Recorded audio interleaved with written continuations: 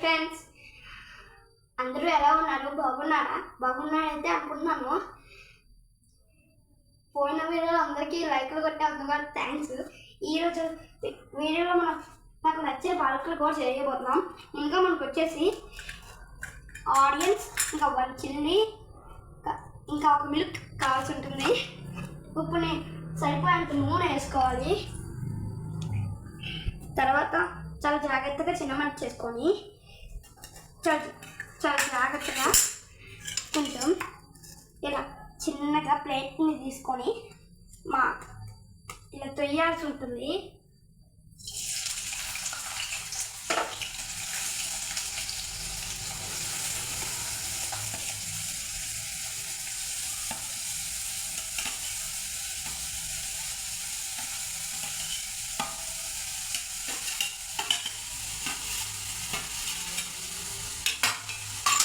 కొంచెం వేరే ఉడకాలి.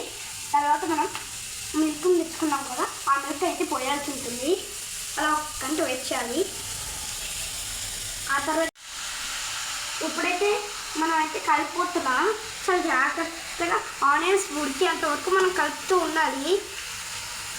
లేకపోతే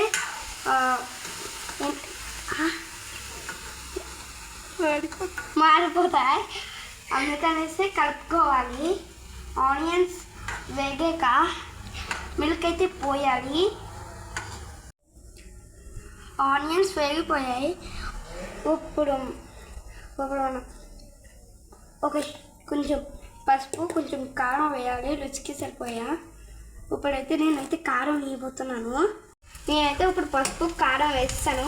ఇప్పుడు కొద్దిసేపు కలిపి మగ్గనివ్వాలి. మగ్గిన తర్వాత పాలు వేసుకోవాలి. పాలు వేసుకున్నాక ఎప్పుడైతే స్టవ్ ఆఫ్ చేయబోతున్నామో అప్పుడైతే ఉప్పు వేసేసుకొని మనమైతే స్టవ్ ఆఫ్ చేయాలి. అంతే, అప్పుడు రెడీ అయిపోద్ది మనకి ఎంత నచ్చిన పాలకుడి కూర. నేనైతే ఇప్పుడు కలుపుతున్నాను. నేను చాలా జాగ్రత్తగా కలపాలి. ఎందుకంటే స్టవ్ ఇంకా నూనె చాలా డేంజరస్. వీటితో మనం చాలా జాగ్రత్తగా ఉండాలి. లేకపోతే నూనె కూడా ఎప్పుడో ఒకప్పుడు తోస్తాడు మన మీద. అందుకనేసి మనం చాలా జాగ్రత్తగా తీసుకోవాలి. మీకు కూడా ఈ వీడియో నచ్చితే ఒక లైక్, ఒక సబ్స్క్రైబర్ చేసుకోండి.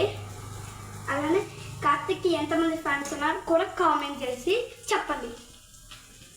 ఇంకా మీ నేమ్స్ ఏంటో కూడా చెప్పండి. సరేనా? సరే, అంతవరకు మనం కొంచెం బ్రేక్ తీసుకుందాం. అయితే మనం మిల్క్ వేసుకోవాలి. ఇదిగోండి, నేను ఇప్పుడు మిల్క్ వేసుకున్నాం. మీరు చాలా తక్కువ మిల్క్ వాడాల్సి ఉంటుంది.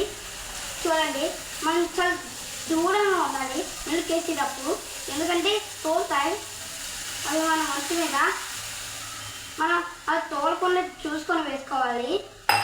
అలాగైతేనే మనకి పర్ఫెక్ట్గా వస్తుంది, లేకపోతే రాదు. తర్వాత కొంచెం కలపాలి.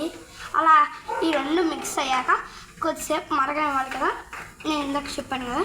ఇప్పుడు అలానే మనం నేనైతే సాల్ట్ వేసేసి కలిపేస్తున్నాను. అలానే మీరు కూడా కలపండి, సరేనా? మర్చిపోకుండా నేను చెప్పినవన్నీ మీరు చాలా జాగ్రత్తగా చేయండి, సరేనా? అప్పుడే మనకైతే సేఫ్టీ అండ్ రక్షణ కూడా ఉంటుంది. మీరు చేయాలనుకుంటే మీ పేరెంట్స్ పర్మిషన్ కూడా తీసుకోవాలి. లేకపోతే మనం పర్మిషన్ తీసుకోకుండా గ్యాస్ పై ఆన్ చేయడం చాలా డేంజరస్. అందుకనే మనం ముందుగా మన పేరెంట్స్ని అడగాలి, మమ్మీ డాడీ నేను వంట చేయాలి అనుకుంటున్నాను అని, సరేనా? వాళ్ళ అనుమతి తీసుకొని మనం మరి జాగ్రత్తగా చేయాల్సి ఉంటుంది. మనకి ఏదన్నా ప్రాబ్లం వచ్చిందంటే అమ్మని పిలవాలి, ఓకేనా? నేనైతే చాలా కలుపుతున్నాను. పాలు దగ్గర పడిన తర్వాత రుచికి సరిపోయి ఉప్పు వేసుకోవాలి. ఇప్పుడు కర్రీ దగ్గరికి అయ్యేంత వరకు మనం సిమ్లో ఉంచి 5 నిమిషాలు ఉంచుకోవాలి. కర్రీ దగ్గర పడిన తర్వాత మనం ఉంచుకోకుండా ఆఫ్ చేసేయాలి.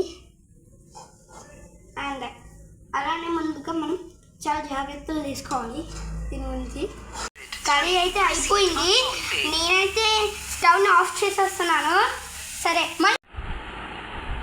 నేనైతే రుచి చూడబోతున్నాను ఎలా ఉంటుందో అనేసి.